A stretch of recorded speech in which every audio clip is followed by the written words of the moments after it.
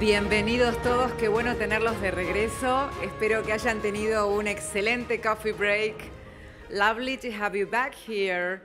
Hope you have a great time today and great acquaintances as well during the coffee break. Vamos a empezar otro panel de esta mañana. ¿La están pasando bien? Are you having a good time? Okay, no lo escuché muy fuerte. Are you having a good time? Now I believe you.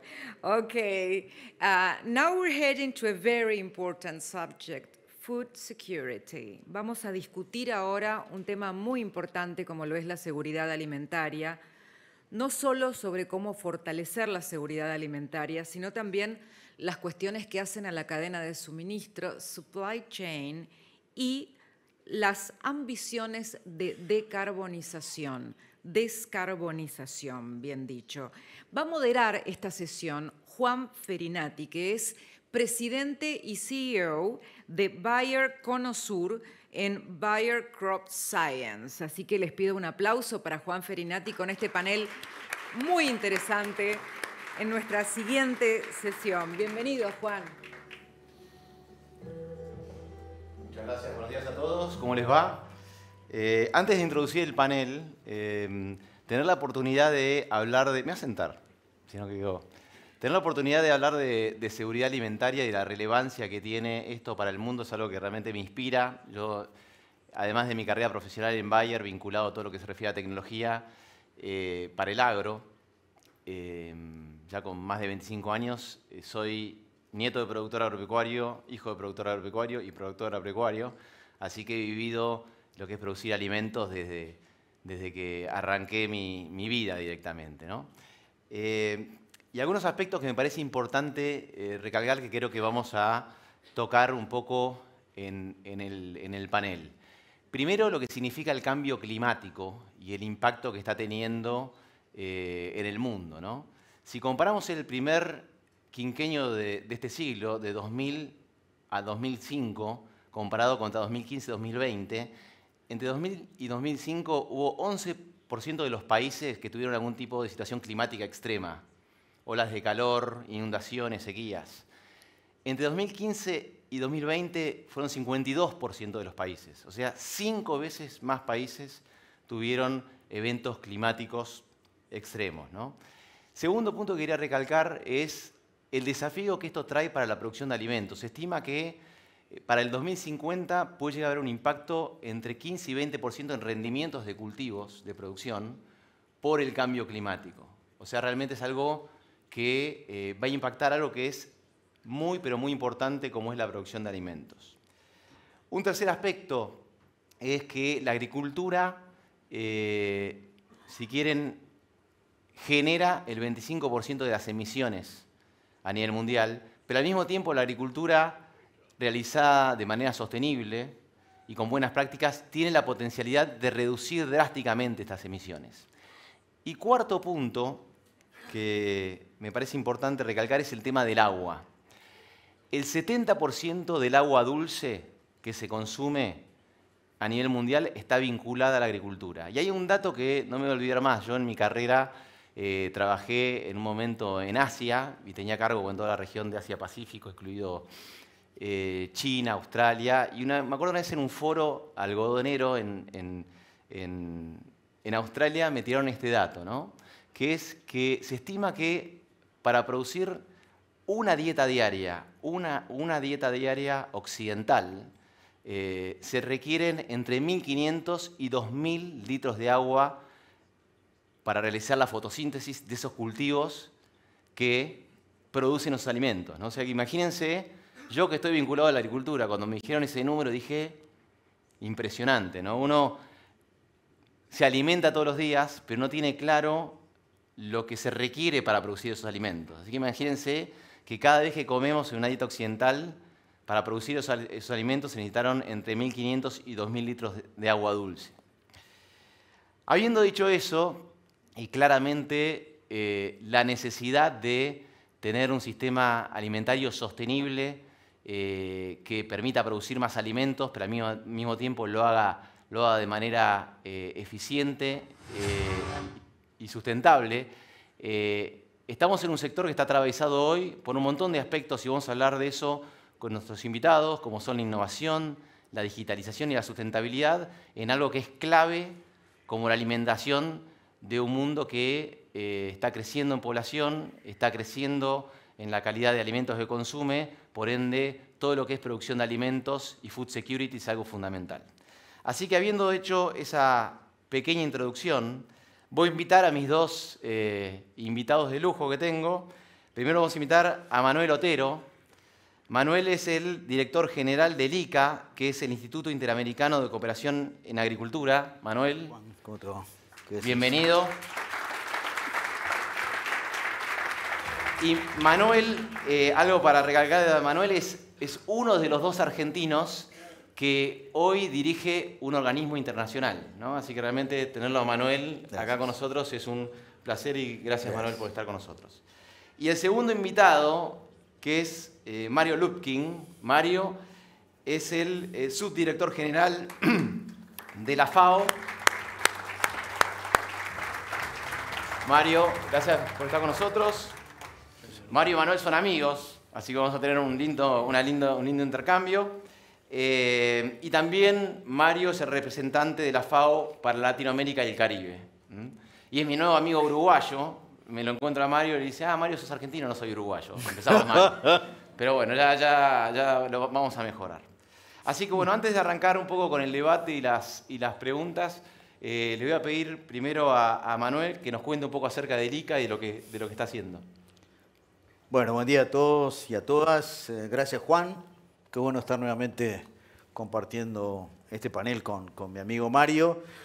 Y decirles de manera muy sucinta que el Instituto Interamericano de Cooperación para la Agricultura nació hace 82 años y la cantidad de años es un indicador de resiliencia porque la institución que me honro en dirigir atravesó muchas crisis.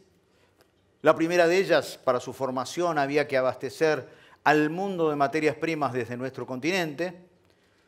La sede central está en Costa Rica, para todos los que quieran visitarnos, y tiene una red realmente muy buena de 35 oficinas. Siempre pensando cómo promover el desarrollo agropecuario y rural, con las dimensiones de sostenibilidad, de equidad, de inclusión, de acceso a las nuevas tecnologías.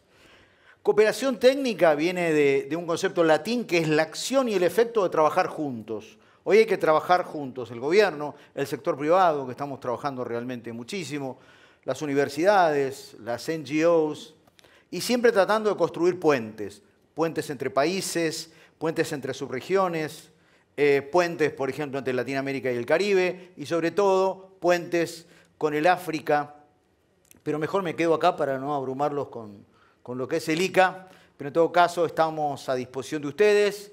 Siempre digo que el ICA está en muy buena situación financiera porque tratamos de llevar adelante la premisa de hacer más con menos y siempre que se pueda de un modo diferente. Me quedo por acá y después avanzamos. Buenísimo, Manuel. Mario, contanos un poco acerca de lo que estás haciendo en el rol en la FAO acá en la región. Sí, Juana, primero ante todo agradecer a IEFA por habernos invitado. Segundo, quiero decir una previa que para mí es sumamente importante, que lo vi en los carteles. No era tradicional en esta clase de debate que se discutiera sobre seguridad alimentaria. Y eso es parte del nuevo mundo que se está desarrollando a los dos lados, quienes trabajamos en seguridad alimentaria y el sector económico, el sector que decide, el sector poderoso económico. Por lo tanto, el día que mi amigo Manzano me llamó para que viniera aquí, inmediatamente me pareció que es parte de esa novedad de cambio que se está dando y que tenemos que ser conscientes y tenemos que saber leerlo bien, porque es parte indispensable de cualquier solución para la seguridad alimentaria del futuro. Segundo, bueno, conocerán la FAO. La FAO es la Agencia Mundial Líder de Naciones Unidas sobre seguridad alimentaria y nutricional, nacida como nació todo el sistema de Naciones Unidas allá por el 45. Naturalmente, los procesos han evolucionado extraordinariamente de nuestra acción de trabajar con los estados y con los gobiernos para respaldarlos técnicamente. Ese es nuestro rol. Creo que hemos pasado a una fase completamente, yo creo, mucho más profunda de afrontar todo el tema de la seguridad alimentaria. Hoy nosotros lo resumiríamos en la fase actual en la transformación de los sistemas agroalimentarios, que significa afrontar todo, afrontar los temas ambientales, los temas económicos, los temas sociales, los temas educativos, los temas de salud, porque si no, hoy no hay ninguna posibilidad para resolver el tema de la seguridad alimentaria. Como tú señalabas, hoy seguridad alimentaria es el agua, es la semilla, es la sostenibilidad de la tierra, son los créditos económicos, es la ayuda, en nuestro caso, sobre todo del pequeño y mediano productor, es la política comercial exterior, es un nivel educativo de salud y de educación completamente diferente a lo de antes. Antes seguridad alimentaria era simplemente el plato de arroz, eso ya no es historia, y si queremos mirar a largo en el futuro, solamente la podemos pensar de esta manera, y en eso estamos trabajando. Buenísimo, Mario. Bueno, vamos a arrancar. Y conectando un poco con lo que venimos hablando ya de entrada, de todo lo que es seguridad alimentaria y cambio climático, ¿cómo ven en la región que la región está empezando a enfrentar esta temática desde la agricultura? Así que, si querés, Manuel, arrancamos con vos, a ver cuál es tu visión en ese sentido. Perfecto.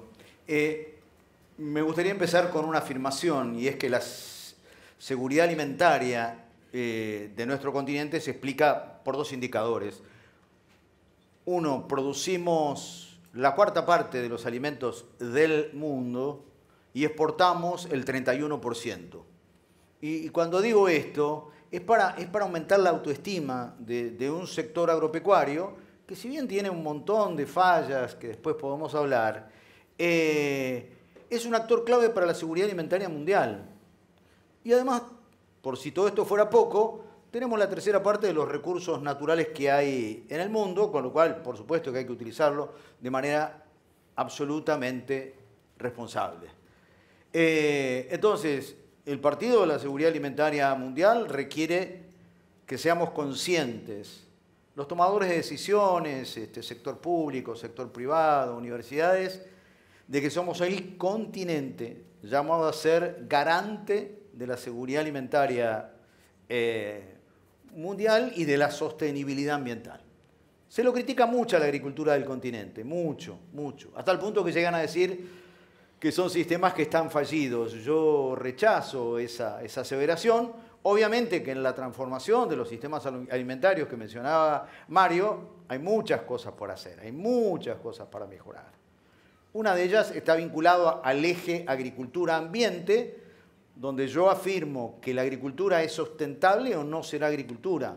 Esto tiene que ser así. Y en donde la bioeconomía, un concepto que no sé si se ha hablado en las diferentes sesiones, es la posibilidad de construir puentes entre la producción y el medio ambiente.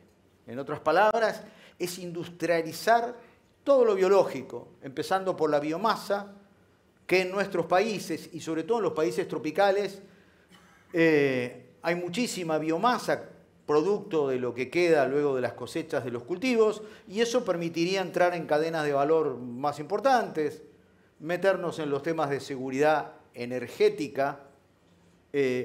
Por eso que al agro no hay que verlo tan solo como un sector primario que genera commodities. La ecuación es mucho más compleja y por eso insisto, seguridad alimentaria, la responsabilidad que tiene el sector en la seguridad nutricional, por eso que se habla de una agricultura nutricionalmente inteligente, en la seguridad energética, y cuando unimos todos estos conceptos, lo que estamos hablando es de la seguridad global de los países. Por eso, y el último punto que quiero señalar, es que tenemos que pensar en una agricultura al servicio de la paz. Cuando en algunos países de nuestro continente, y pongo un ejemplo, el corredor seco centroamericano, tantas veces mencionado, hay cultivos súper extensivos, sin rentabilidad, la gente que está en esas zonas no tiene acceso a educación, a salud, y las migraciones son la salida prácticamente obligada. Ahí estamos poniendo en peligro la viabilidad de los países, e insisto con el concepto de que tiene que haber un círculo virtuoso, en donde tiene que haber rentabilidad, agricultores cada vez más profesionalizados y la agricultura al servicio de la paz, dado que este es un tema fundamental. Me quedo por acá y seguimos. Buenísimo. Manuel, gracias. Mario, ¿cómo ves vos este vínculo entre cómo la agricultura está enfrentando estos desafíos de seguridad alimentaria y sustentabilidad? A ver, yo, partiendo de los números que señalaba mi amigo Manuel ahora, demuestra que este es un continente único, maravilloso, mágico, desde el punto de vista de su capacidad. Por eso yo diría que es dramático y vergonzoso el hecho de que teniendo esta capacidad de producción y de exportación, entre paréntesis, exportamos mucho para el mundo y muy poquito para América Latina y el Caribe, que yo creo que es una de las reflexiones que el empresariado tiene que hacerse para afrontar esta propia región de otra manera, con las oportunidades que la propia región hoy está dando, que nunca había dado antes. Pero pienso yo que realmente, frente a este escenario y en la capacidad de producción y de exportación que tiene América Latina y el Caribe, que tengamos 43 millones de personas que pasan hambre, es de un contraste. En otras regiones quizá no sea ese contraste, pero en esta región es de un contraste vergonzoso. Pero al mismo tiempo yo creo que tenemos que tener la fineza de seguir viendo los momentos y no trabajar en blanco y negro, porque blanco y negro no existe para nada y para nadie, y empezar a entender algunos datos que empiezan a ser interesantes en el marco de América Latina y el Caribe. Desde el año 2014, 2015, la tendencia en general en el mundo y en América Latina, con esta capacidad de producción, era el aumento del hambre. Y en forma... Este es el primer año, ustedes saben que la FAO es quien lanza los datos anuales, regionales, por país y mundiales, de línea de tendencia. O sea, todos los grandes datos que se discuten es a partir de lo que nuestros técnicos señalan. Y el primer dato interesante que el año pasado, o sea, 22, porque lo lanzamos en Naciones Unidas en julio 23, fue el primer año de reducción de los datos de hambre. O sea, en el 2023 salieron del escenario de hambre más de 3,5 millones de personas. Y lo digo porque, como siempre, tenemos noticias malas. Siempre es bueno de vez en cuando escuchar noticias buenas. Ojalá que no sea un dato y una lucecita, sino sea una línea de tendencia. Pero ¿cuál es el escenario que se nos da rascando un poquito más? Y vuelvo a la reflexión para el sector empresarial. Es de que los números, los datos y lo que nuestros técnicos señalan es que aparecen 3 América Latina y Caribeña en una sola, que nunca se había visto antes. Nosotros encontramos quien está empujando hacia una reducción y hacia una mejora, que es América del Sur. Y esta parte de América del Sur, sin duda, los datos lo marcan claramente. Nos encontramos con un escenario centroamericano, Manuel lo señalaba claramente, donde hay un gran esfuerzo de los países centroamericanos, pero que sin duda el cambio climático es un elemento de castigo y de contrabalance de los esfuerzos que los gobiernos de Centroamérica realizan. Y después seguimos teniendo un escenario caribeño de caída y de aumento del hambre de 2-3 puntos más. O sea, tenemos en este momento, y aparece claro, 3 regiones o 3 ritmos regionales de la misma región. Y eso obviamente plantea un tema de responsabilidad mirando a largo lo que es esta América Latina y Caribeña, pero yo creo que también se plantea como una gran oportunidad, pero una gran oportunidad para la región. Estoy llegando del Caribe, acabamos de terminar nuestra reunión en Guyana, la conferencia de la FAO para América Latina y el Caribe, donde también Manuel estuvo acompañándonos, pero donde vinieron 39 ministros, hubo 12.600 decision makers que en forma híbrida estuvieron participando, o sea, donde el tema de la seguridad alimentaria, como en este debate, va asumiendo cada vez un rol más importante, pero donde ahí está planteando claramente que hay oportunidades únicas que se están planteando en la región y que inclusive no se conocen en la región, que con pocos movimientos podría generar cambios muy importantes. Y me limito al Caribe, que parece que está allá lejos, pero en verdad es una responsabilidad nuestra si no logramos reengancharlo a esta dinámica que nos estamos dando en la región. Los caribeños se plantean un tema que lo llaman 25 por 25, 25 por 20-25, o sea, pasar de la importación del 100% de los productos alimentarios a pasar al 75%.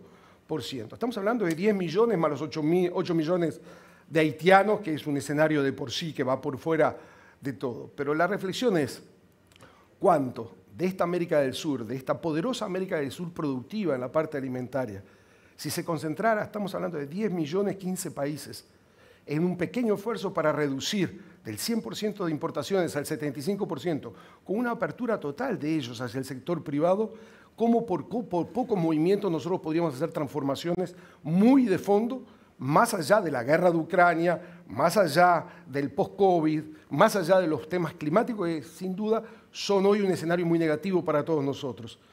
Pero más allá del escenario negativo y los números se están dando, yo creo que las oportunidades son completamente diferentes a las que eran antes. Estás hablando, Mario, de productividad. Y si querés, Manuel, te tiro esta para vos y después completamos con Mario. Cuando hablamos de productividad y sustentabilidad, siempre hay un debate que muchas veces es productividad versus sustentabilidad, ¿no? ¿Cómo lo ven ustedes desde las instituciones que les tocan liderar? Y al mismo tiempo, ¿cómo ven el tema de la productividad y la sustentabilidad en la región? Nosotros desde ICA lo vemos como aliados fundamentales y hay un concepto que muchos de ustedes conocerán que es intensificación productiva sustentable. Es evidente que tenemos que acelerar los incrementos en productividad y acá sí hay una luz amarilla porque todo parecería indicar que se frenan los avances en productividad, sobre todo en las regiones que señaló Mario, con menos capital humano, con menos inversión en ciencia e innovación.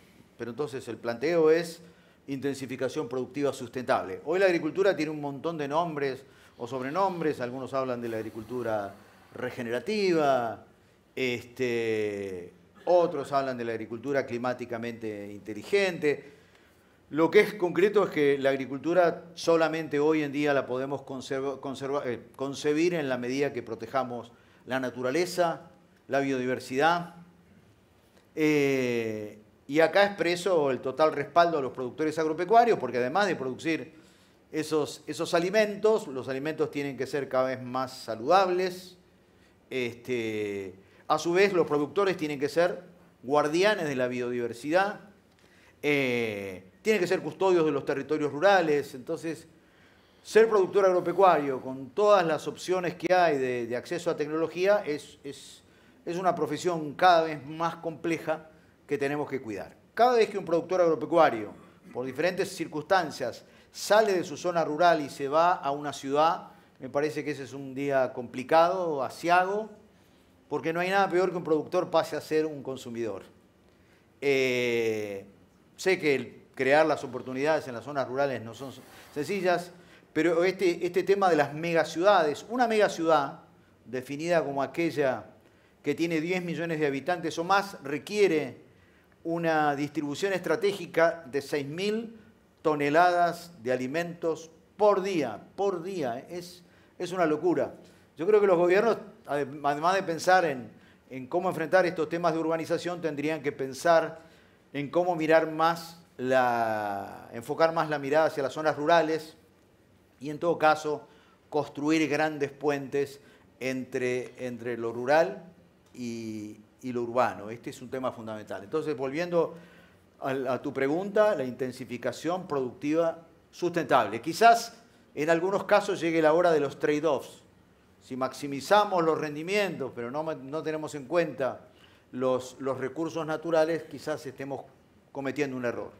Si solamente pensamos en los temas ambientales, de crear jardines del Edén muy bonitos, muy lindos, pero no producimos alimentos, los conflictos van a estar muy cerca. Entonces, son dos conceptos que tienen que hermanarse y tenemos que trabajar en esa dirección. Más adelante me gustaría hablar de los temas de ciencia e innovación porque ese es el camino que tenemos que avanzar. Gracias. Mario, productividad y sustentabilidad, ¿cómo lo ves vos? Que si no van de la mano es que estamos trabajando mal. Si bien todo esto tiene que ver con números, porque todo tiene costo, finalmente mirándolo a largo es solamente ganancia para estas inversiones. Está claro y hay unos aspectos que Manuel lo tocaba. También en esto hay un proceso de evolución y de reflexión, inclusive de focalización mejor sobre los potenciales mercados o los receptores de esto. Está claro de que para generar un verdadero acasamiento entre producción y sostenibilidad, todo el tema de la innovación, de la tecnología pasan a ser capitales, pero ya no como un tema que viene afuera. Ya está incorporado, pero debe incorporarse con la fuerza extraordinaria de ser parte y ser una componente natural de todo este proceso. No puede haber otra manera. Entonces la pregunta ahí nace diciendo, ok, perfecto. Innovación significa inversión del sector privado. En verdad, para mí esa es una parte del juego. Porque sumar todas las capacidades que tiene la región significa, en primer lugar, incorporar la universidad y la academia público-privada a contribuir de otra forma, y están en condiciones. Y al mismo tiempo, la combinación del sector público-privado como tal y al mismo tiempo la capacidad de otros actores. O sea, la convicción que nosotros tenemos es que para salir de este escenario, eliminar el hambre, generar sostenibilidad productiva, etc., no hay uno de por sí solo que lo pueda lograr. Esta es una combinación de tantos actores, actores públicos, actores privados, la academia, la sociedad civil, el mundo parlamentario, porque hay que hacer leyes que generen parámetros de estabilidad, las organizaciones internacionales como la FAO, como el ICA. Es solamente la suma y la conjunción de todas es la que va a determinar, no es uno o el otro. Ni nosotros lo vamos a lograr solo, ni los gobiernos o un gobierno. Y ahí hay otro capítulo importante que es cuál es la articulación de los gobiernos de América Latina y el Caribe en una palabra que lo usamos para otras cosas, que se llama integración. Si la integración no pasa por el tema justamente la sostenibilidad productiva alimentaria, creo que no estamos hablando bien. Viva la integración de muchos años atrás de la Comunidad Andina, el Mercosur, etcétera, sobre temas limítrofes, comerciales, pero el tema alimentario se ha transformado de hecho, y la integración debe tomarlo como una componente fundamental en las políticas, estrategias. Y yo veo que se va por ahí. Déjame antes de ir a la parte de integración regional, en este sentido, pues parte de lo que vamos a hablar de tecnología e innovación, que es algo que empezaste a comentar recién. Contanos un poco, primero Mario, con respecto a todo lo que es tecnología, innovación, disponibilidad de tecnología y adopción de la tecnología en la región, ¿cómo estás viendo que eso viene avanzando y cómo ves que eso puede realmente tener un impacto positivo en lo que se refiere a productividad y sustentabilidad? Primero yo creo que, no es que lo digo yo creo que todos estamos viendo que sin desarrollo tecnológico e innovaciones no hay Cristo, y creo que toda la audiencia que está aquí con nosotros eso lo tiene absolutamente claro, pero no solamente quienes estamos acá, por lo tanto no estamos discutiendo de algo que tiene que venir, está presente, el tema es cómo se potencia, se mejora y se acelera. En el caso de la FAO, que se concentraba técnicamente en sostenibilidad agrícola, ha creado, por ejemplo, departamentos de innovación, de alta tecnología, que nunca lo tuvo la FAO, porque es parte de las actuales tendencias. Nuestro trabajo, inclusive con el sector privado, los acuerdos que tenemos con grandes empresas privadas van en esa dirección. Los acuerdos que nosotros tenemos con las universidades, con las grandes universidades, va en esa dirección, pero va más allá de eso. Como yo le señalaba, la fuerza de la FAO es una fuerza de capacitación técnica, es de asesoramiento técnico. Nosotros no invertimos en grandes proyectos, pero el asesoramiento técnico son grandes inversiones, ¿correcto? Y no hay inversión, no hay proyecto nuestro que en este momento no tenga la componente tecnológica de desarrollo e innovativo. No existe, no es posible. Hoy no es posible hacer ningún proyecto sin esa dirección. Y los fondos que se van creando, tanto públicos como privados, ¿qué les puedo decir? Uno de los principales financiadores nuestros es el Fondo Verde, el famoso fondo de $1.000 millones, ¿correcto?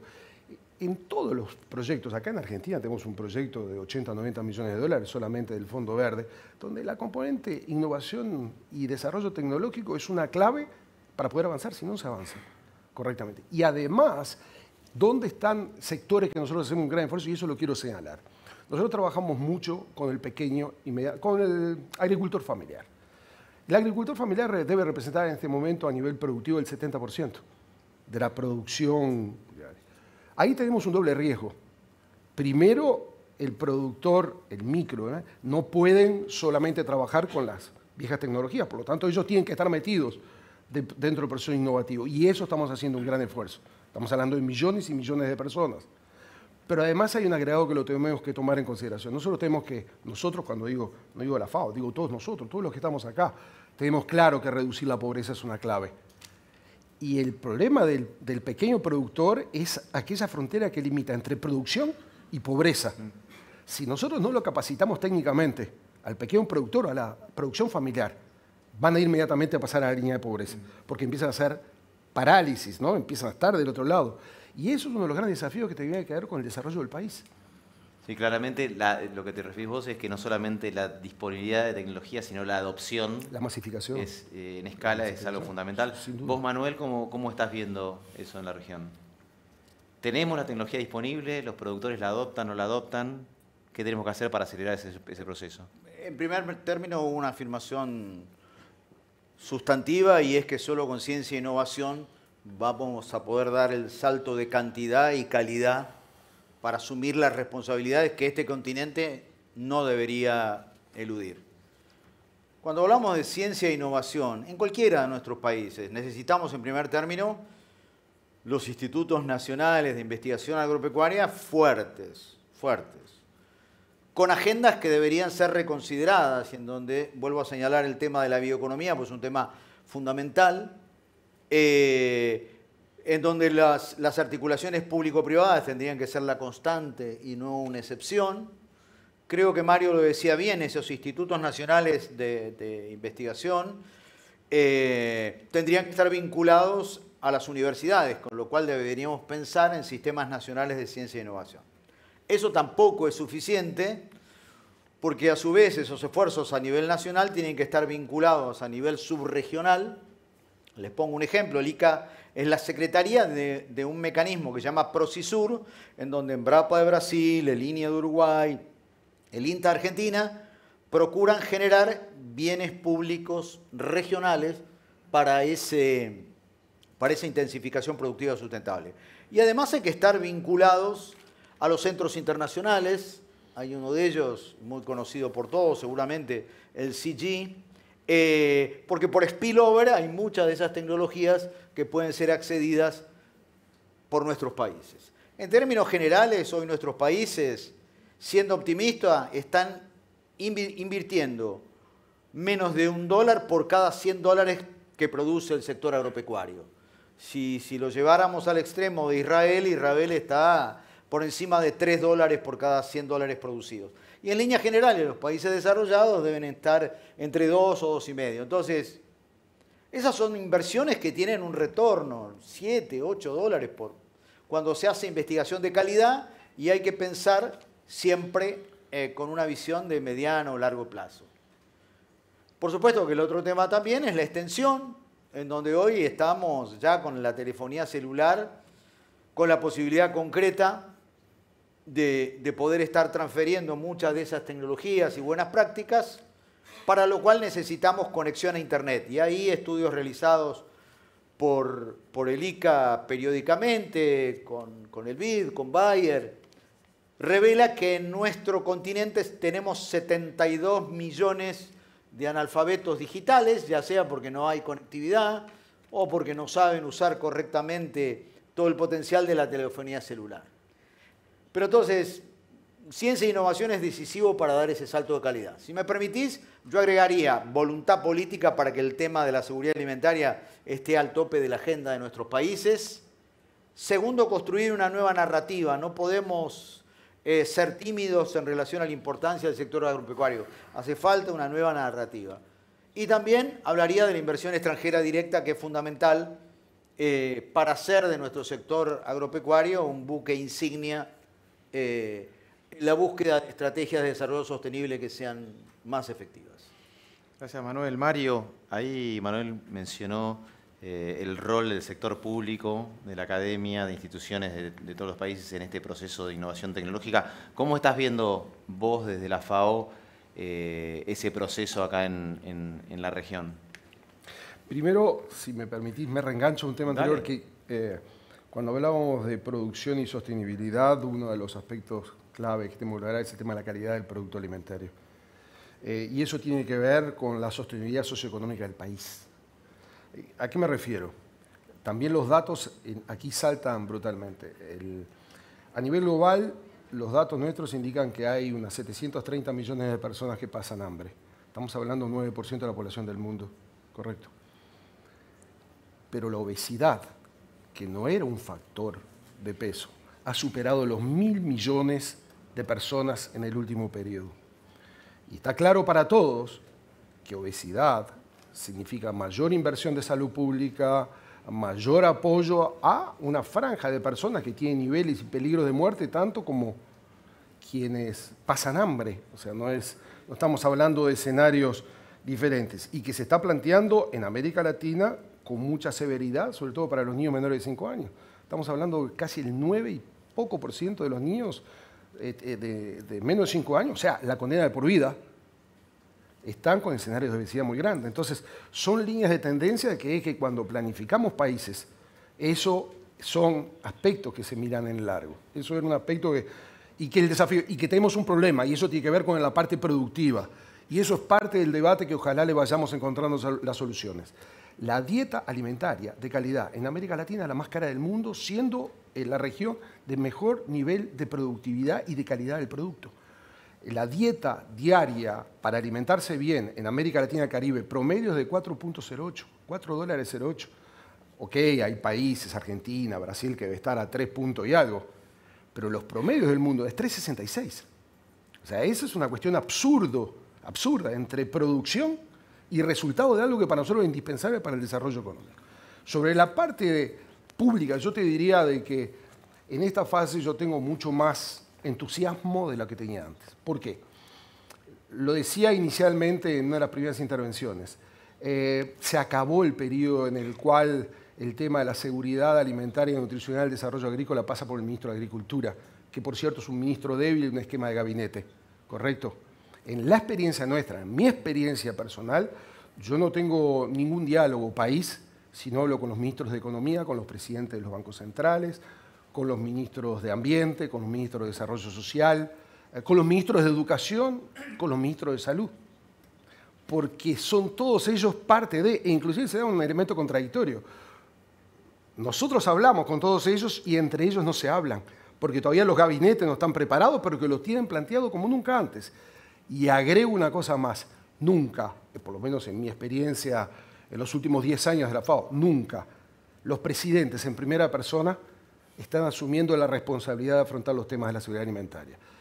Y no es porque hay alguna genialidad que haya nacido, porque los presidentes saben que la estabilidad socioeconómica del país pasa por la estabilidad alimentaria, nutricional y con los equilibrios ambientales en el desarrollo agrícola, que es un punto muy fuerte. Eso no estaba planteado antes. Yo señalo estos aspectos porque tenemos que saber leer el momento y por dónde estamos. Y a nivel regional también hay novedades muy fuertes. Pongamos, no hay organismos regionales, los organismos subregionales están con enormes dificultades, Mercosur, la CAN, yo creo que está un poquito mejor, al menos organizado el SICA en Centroamérica y el CARICOM en el Caribe, pero hay mucha fragilidad, no son el empuje de los periodos anteriores. A nivel regional hay un solo organismo que se llama CELAC, ¿correcto? Que es lo único que hay, con toda la fragilidad y ser solamente un organismo político, pero el CELAC, 33 países de América Latina y el Caribe, decidieron empezar un proceso aquí en Argentina en diciembre del 22 y después pasó a quien tuvo la presidencia de CELAC, que fue San Vicente, y ahora la tiene Honduras, en las cuales durante el año pasado, sobre propuesta nuestra, del ICA, de la CEPAL y de otro organismo, creo que era la ALADI, preparamos un documento técnico para decirles, señores, hay que ir por esta dirección. Y los gobiernos, los presidentes de los 33 países, primero nos dieron el mandato en enero del 23 en Buenos Aires. Y en febrero del 21, primero de marzo del 24, en la islita de San Vicente, aprobaron un nuevo plan de seguridad alimentaria y nutricional 2024-2030, que es de nueva generación. No es la historia del pasado, sino que afronta todos estos temas que estamos discutiendo ahora, sintetizado. Eso es un ejemplo. El otro ejemplo es a una dimensión todavía superior, que es el G20. El G20, ok, está en este momento en manos de América Latina, ¿no? Lo tiene la presidencia de Latina y Brasil. En el mes de julio, el G20 va a lanzar una nueva alianza contra el hambre y la pobreza que nunca existió en el ámbito del G20. Esos son señales muy fuertes. Ahí una cosa que estaba reflexionando es, uno ve la producción de alimentos como un tema, si quieren, en cierto sentido, aislado, y la realidad, todo lo que es la producción agrícola, toca un montón de sectores, ¿no? Que decías, mira, el tema de la salud, la energía, la producción de alimentos en sí. Así que realmente estamos hablando de un sector que aborda muchísimas problemáticas. Voy a hacerles la última pregunta, que está vinculada a la integración y, si quieren, la inserción de nuestra región a nivel global, ¿no? Si quieren, como productor, exportador de alimentos, y cómo consideran ustedes que nosotros podemos capitalizar esa oportunidad. Y les meto un doble clic, cómo ven también que los acuerdos regionales, potenciales o no, como puede ser el tema de Mercosur, Unión Europea y ese tipo de acuerdos, pueden ayudar a la región a explotar su potencial futuro. Manuel. Sí, gracias. Quería hacer un comentario antes de eso sobre la COP, las COPs. Y destacar, a partir de la importancia decisiva del eje agricultura-ambiente, que el ICA, a partir de la COP27 en Sharm el Sheikh, presentó un pabellón para la agricultura sostenible de las Américas. Ahora lo volvimos a colocar en Dubái y, por supuesto, vamos a ir a la COP29 y pensando que la COP30 es decisiva. Ahí es fundamental porque uno ve ahí la nueva cooperación. Están los ministros de Agricultura, está el sector privado, están las universidades, está la posibilidad de debatir con actores de otros continentes que no piensan igualmente que nosotros. Y me parece que este es un tema fundamental. Llegó la hora de ir a debatir fuera de nuestra cancha, aplicando un argot futbolero, y defender con fuerza, con inteligencia, no para encerrarnos, no para decir que somos geniales, pero sí para plantear nuestras verdades, y por eso yo insistía con el tema de la nueva narrativa. Con respecto a los procesos de integración, algo mencionó Mario. El ICA se enorgullece porque es la secretaría de los ministros del Mercosur ampliado, da apoyo a la secretaría del CAC, del COTED, que es el Caribe. Compartimos con FAO el Foro Agropecuario Andino. Y ahí pasa lo siguiente, y creo que también lo señalaba Mario. Exportamos, y me parece muy bien, mirando al mercado asiático, al Cuerno de África, está todo muy lindo, pero hacia adentro de nuestro continente prácticamente no trabajamos. Solamente el 14% de nuestras exportaciones van al comercio intrabloque. Hay explicaciones, obviamente, los temas de transporte, las diferencias en cuanto a las regulaciones.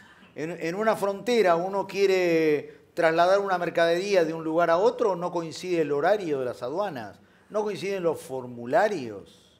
Entonces, lo que sería una gran oportunidad para colocar en nuestro continente, donde hay serios problemas de inseguridad alimentaria, trabajar mucho más unos con otros, esto no se da.